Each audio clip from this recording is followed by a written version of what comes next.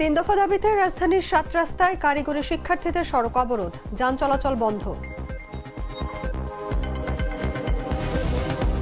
৪ পদ্ধতিতে জুলাই সনদ বাস্তবায়নের পরামর্শ দিয়েছেন বিশেষজ্ঞরা, বললেন আলী রিয়াজ।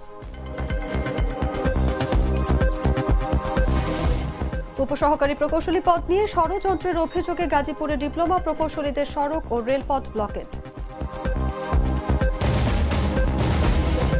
মোসাদের হয়ে গুপ্তচর বৃত্তির অভিযোগে ইরানে এক ব্যক্তির মৃত্যুদণ্ড কার্যকর।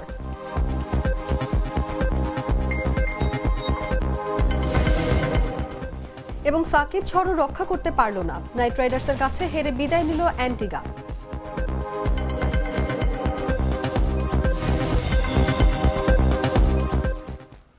এতক্ষণ শুনছিলেন সংবাদ শিরোনাম। দর্শক আমন্ত্রণ দুপুর ৩টার সংবাদে, সঙ্গে আছি আমি অনুভা বিশ্বাস। সাধারণ খাবার এখন হবে অসাধারণ, প্রাণ স্বাদের মশলা, স্বাদ বাড়ায়, ঘ্রাণ ছড়ায়। চলে যাচ্ছি পুরো খবরে। দীর্ঘ ৩ বছর ৭ মাস পর প্রকাশিত হলো ৪৪তম বিসিএস এর চূড়ান্ত ফল, যেখানে ১৬৯০ প্রার্থীকে সুপারিশ করা হয়েছে। প্রায় ৪০০ রিপিট ক্যাডার পদ শূন্য থাকায় আটকে গেছে নতুনদের জন্য প্রক্রিয়া। প্রার্থীরা দ্রুত পুনর্ফল প্রকাশ ও অন্তত ৪০০ পদ বাড়ানোর দাবি জানাচ্ছেন। বিস্তারিত জাগো রিপোর্টে।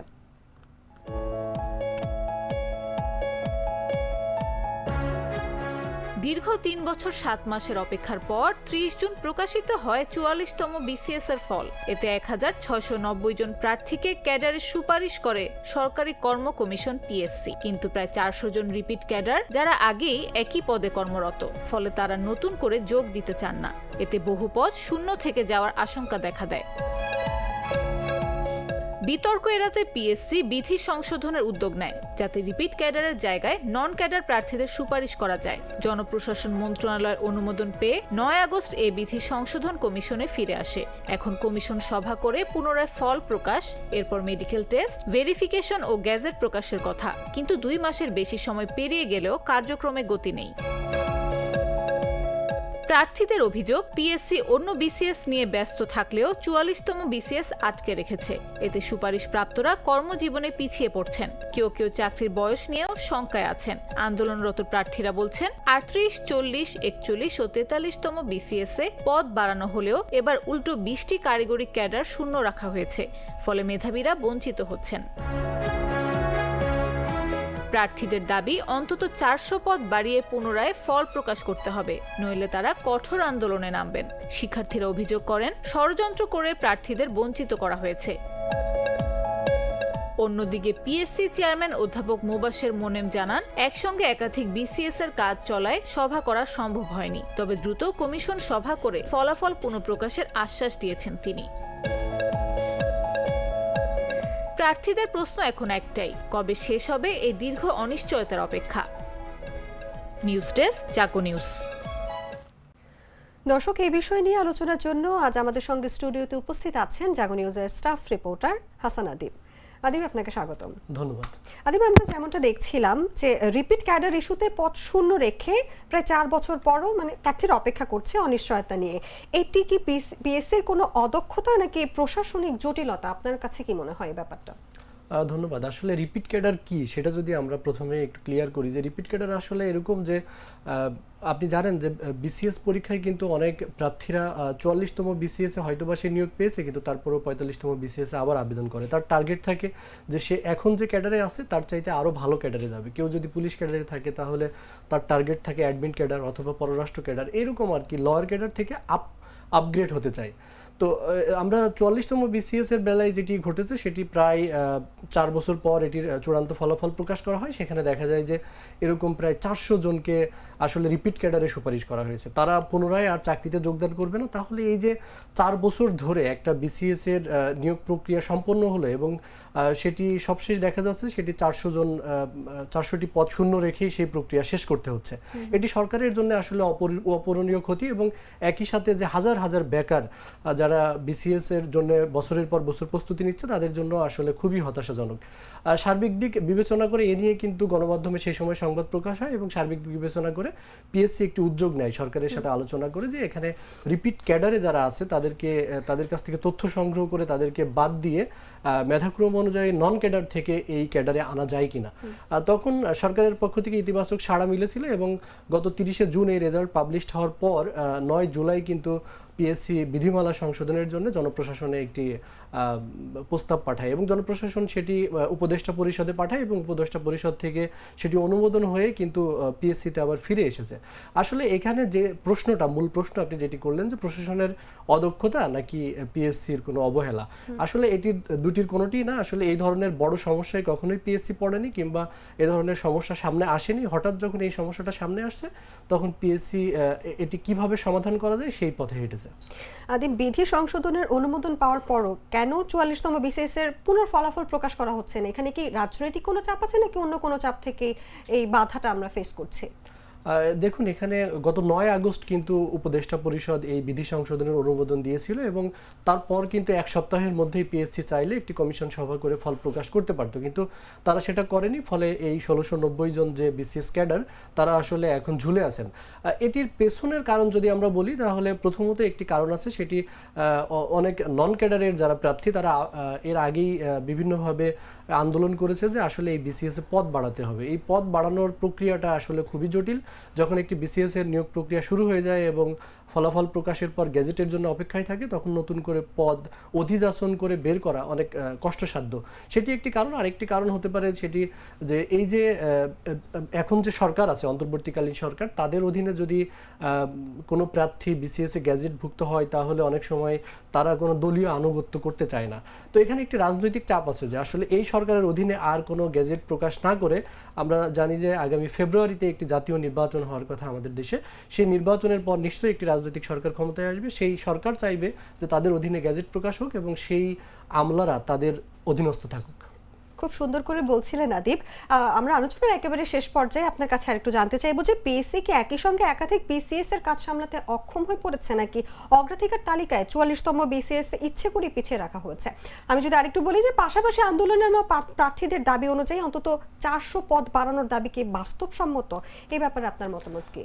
জি, আপনি এখানে দুইটি প্রশ্ন করেছেন। প্রথমটি আসলে যে পিএসসি পদ বাড়াতে আসলে পদ বাড়ানোর যে বিষয়টি সেটি নিয়ে কথা বলেছেন। আসলে পদ বাড়ানোর প্রক্রিয়াটা আমরা যদি দেখি যে 41 বিসিএস থেকে এই 43 বিসিএস পর্যন্ত এর মাঝে যে 3-4টা বিসিএস হয়েছে, প্রত্যেকটাতেই 400 থেকে 500-র মতো পদ সবসময় বাড়ানো হয়েছে। কিন্তু এবার কেন পদ বাড়ানো হয়নি সেটি আসলে পিএসসি সঠিকভাবে বলতে পারছেন না। কিন্তু পিএসসির যে জনসংযোগ কর্মকর্তা তিনি বলছেন যে আসলে সরকারের পক্ষ থেকে কোনো সাড়া পাননি। তো আমরা যদি সেটি ধরেই নিই যে সরকারের পক্ষ থেকে সাড়া পাইনি, তাহলে আপনার আগের প্রশ্নে যে আমি যে কথাটি বললাম যে আসলে রাজনৈতিক সরকার আসলে বিসিএস এ বেশি নিয়োগ দেওয়ার চেষ্টা করা হয়, কারণ ওই সরকার তখন সেই আমলাদেরকে তাদের রাজনৈতিক হাতিয়ার হিসেবে ব্যবহার করতে পারে, সেটি এখানে অনুপস্থিত। আরেকটি বিষয় যেটি বললেন যে পিএসসি কি একাধিক বিসিএস সামলাতে অদক্ষতার পরিচয় দিচ্ছে কিংবা তারা আসলে 44তম বিসিএস এ কি অগ্রাধিকার দিচ্ছে কিনা, এরকম। আসলে বিষয়টি 44তম বিসিএস এর ক্ষেত্রে যেটি হয়েছে যে 44তম বিসিএস এর রেজাল্ট কিন্তু গত 30শে জুন প্রকাশ করা হয় এবং প্রকাশ করার পর 45, 46, 47, 48 এবং 49 অর্থাৎ আরও 6টি বিসিএস এর কিন্তু কার্যক্রম শুরু হয়ে গেছে। কোনোটির লিখিত পরীক্ষা চলছে, কোনোটির মৌখিক পরীক্ষা চলছে, কোনোটির আবার চূড়ান্ত সুপারিশও এর মধ্যে বিশেষ বিসিএস এ হয়েছে এবং আরেকটি বিসিএস 47তম সেটি কিন্তু আগামী 19 সেপ্টেম্বর সেটির প্রিলিমিনারি পরীক্ষা হবে এবং সেখানে কিন্তু প্রায় 4.25 লাখ পরীক্ষার্থী আছে। তো এই বিরাট সংখ্যক যে পরীক্ষার্থী তাদেরকে পরীক্ষার আয়োজন করা এবং অন্যান্য আয়োজনের জন্য পিএসসিকে কিন্তু এমনিতেই হিমশিম খেতে হয়, সেটি একটি কারণ। কিন্তু আরেকটি বিষয় এখানে আছে যে রাজনৈতিক একটি চাপ এবং পদ বাড়ানোর জন্য মাঠের যে পেশার গ্রুপ অর্থাৎ নন ক্যাডারের যারা পদ বাড়ানোর আবেদন করছেন, এই দুই পক্ষের যে একটি চাপ সেটি পিএসসি একটি সাংবিধানিক প্রতিষ্ঠান হলেও তাকে কিন্তু এই চাপটি নিতে হচ্ছে এবং এই চাপ বিবেচনা করেই একটি সিদ্ধান্তে পৌঁছাতে হচ্ছে। আমরা সবশেষ যেটা জানতে পেরেছি, পিএসসির চেয়ারম্যান আমাদেরকে জানিয়েছেন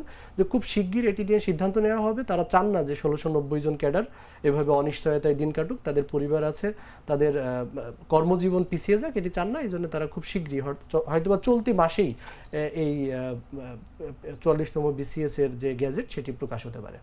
আদিব, খুব সুন্দর করে উপস্থাপন করলেন, আপনাকে অসংখ্য ধন্যবাদ আমাদের আজকের আয়োজনে আসার জন্য। ধন্যবাদ। দর্শক, কথা বলছিলাম জাগো নিউজের স্টাফ রিপোর্টার হাসান আদিবের সঙ্গে। এবার চলে যাচ্ছি অন্যান্য সংবাদে। কয়েক দফা দাবি নিয়ে রাজধানীর তেজগাঁওয়ের 7 রাস্তা মোড় অবরোধ করে অবস্থান নিয়েছেন কারিগরি শিক্ষার্থীরা। এতে ওই এলাকায় যান চলাচল বন্ধ হয়ে গেছে।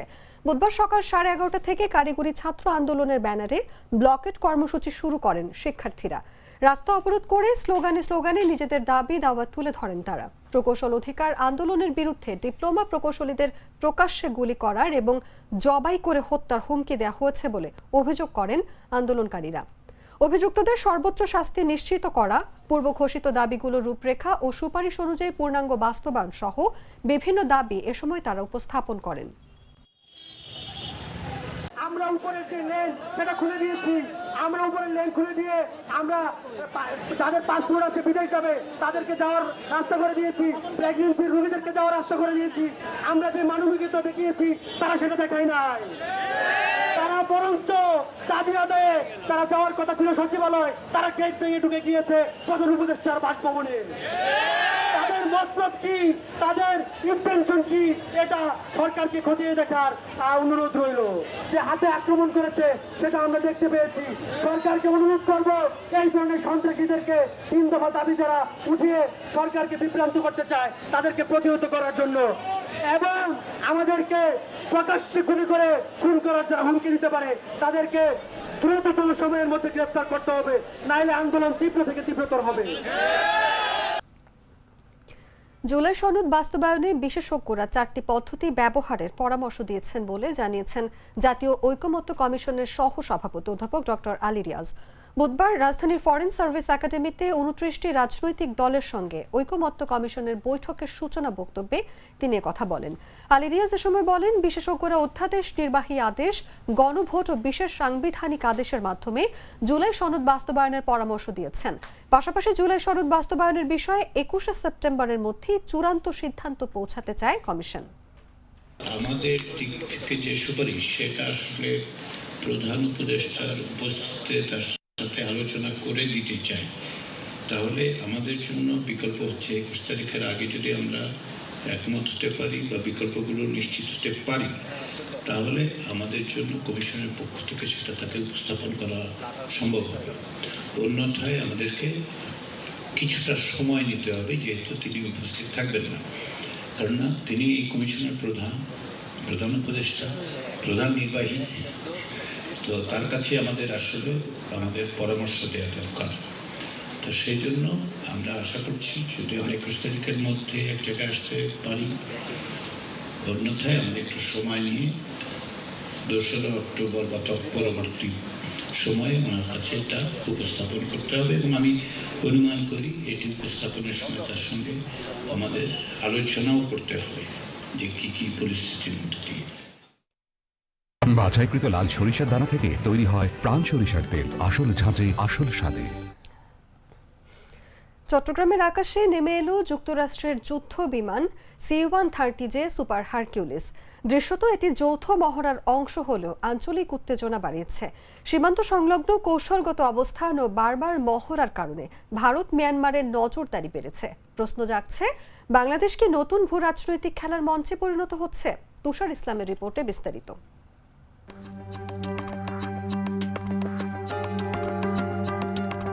চট্টগ্রামের নীল আকাশ হঠাৎ যেন ভারী হয়ে উঠছে। শাহ আমানত আন্তর্জাতিক বিমানবন্দরে নেমে এলো যুক্তরাষ্ট্রের এক যুদ্ধ বিমান C-130J সুপার হারকিউলিস। সাধারণ চোখে এটি হয়তো আরেকটি যৌথ মহড়ার অংশ মাত্র, কিন্তু ভারত ও মিয়ানমারের গোয়েন্দা সংস্থাগুলোর টেবিলে এর উপস্থিতি বিপদের পূর্বাভাস।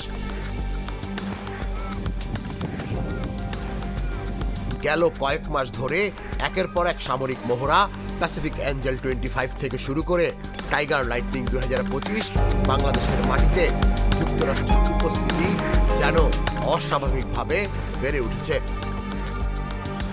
সীমান্ত ঘেঁষা চট্টগ্রাম, যেখানে ভারতের উত্তর পূর্বাঞ্চল এবং মিয়ানমারের অশান্ত সীমান্ত, এই কৌশলগত স্থানকে এখন পরিণত করা হচ্ছে নতুন শক্তি অঞ্চলে।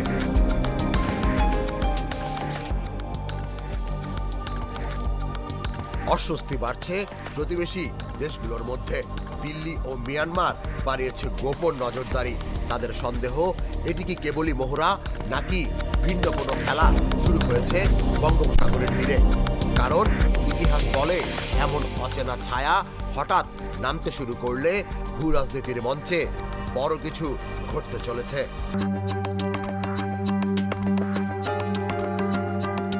প্রতিবেশী দেশ ভারত ও মিয়ানমার এই বাড়তি সামরিক কার্যক্রমকে এক ধরনের আঞ্চলিক শক্তি বিন্যাস পরিবর্তন বা জিও স্ট্র্যাটেজিক প্রভাব বিস্তার হিসেবে দেখছে। পরিস্থিতিকে আরো জটিল করে তোলে এক রহস্যময় ঘটনা। গেল মার্চে ঢাকার এক হোটেল কক্ষে পাওয়া যায় যুক্তরাষ্ট্রের স্পেশাল ফোর্সের এক সদস্যের মরদেহ।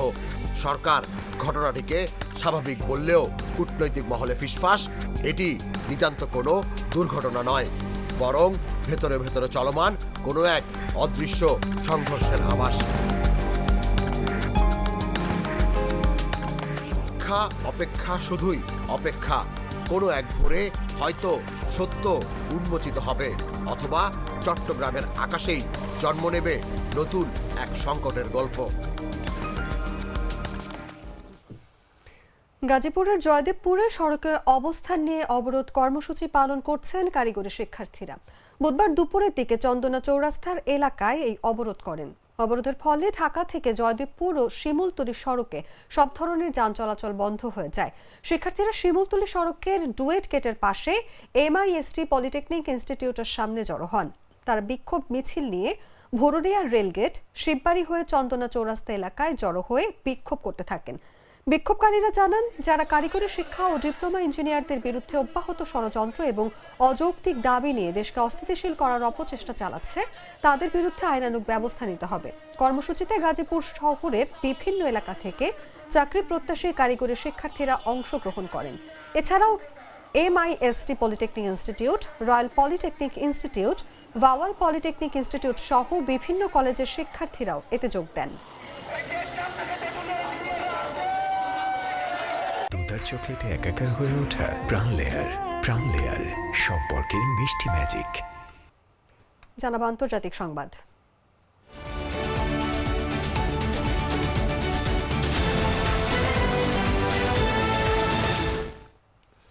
ইসরায়েলের গোয়েন্দা সংস্থা মোসাদের হয়ে গুপ্তচর বৃত্তির অভিযোগে দোষী সাব্যস্ত এক ব্যক্তির মৃত্যুদণ্ড কার্যকর করা হয়েছে ইরানে।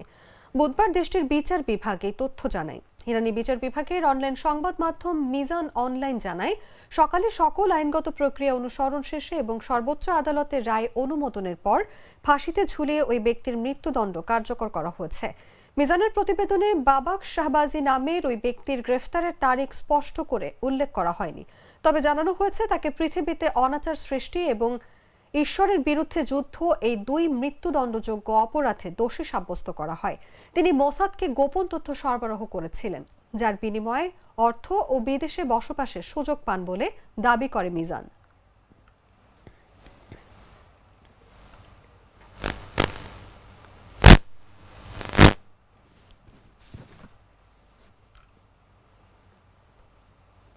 সংবাদ শেষ করব খেলার খবর জানিয়ে।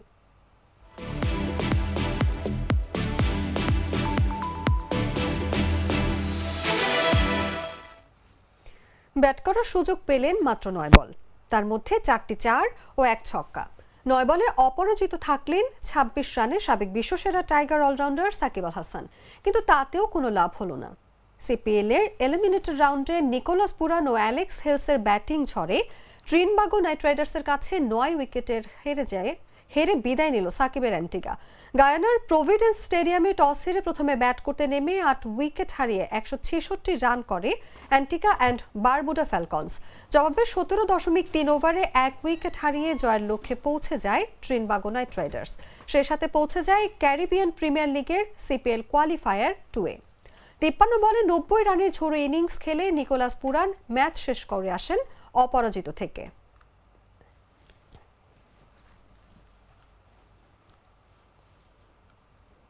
সংবাদ শেষ করার আগে শিরোনামগুলো জানিয়ে দিচ্ছি আরেকবার।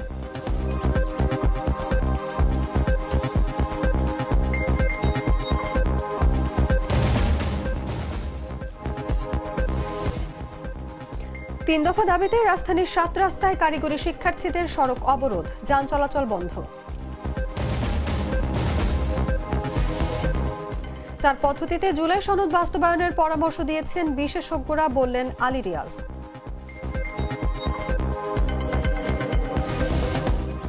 উপসহকারী প্রকৌশলী পদ নিয়ে ষড়যন্ত্রের অভিযোগে গাজীপুরে ডিপ্লোমা প্রকৌশলীদের সড়ক ও রেলপথ ব্লকেট। মোসাদের হয়ে গুপ্তচর বৃত্তির অভিযোগে ইরানে এক ব্যক্তির মৃত্যুদণ্ড কার্যকর।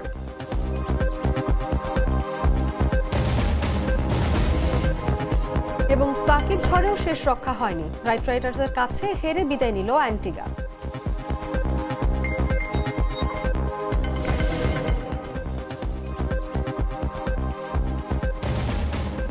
দর্শক, এই ছিল এখনকার মতো। এরপর বিকেল 5টায় দেখবেন দেশজুড়ে সংবাদ। প্রতি মুহূর্তে সর্বশেষ খবর জানতে ভিজিট করুন jagonews24.com। ফলো করুন আমাদের ভেরিফাইড ফেসবুক পেজ এবং সাবস্ক্রাইব করুন জাগো নিউজের ইউটিউব চ্যানেল। ধন্যবাদ সবাইকে।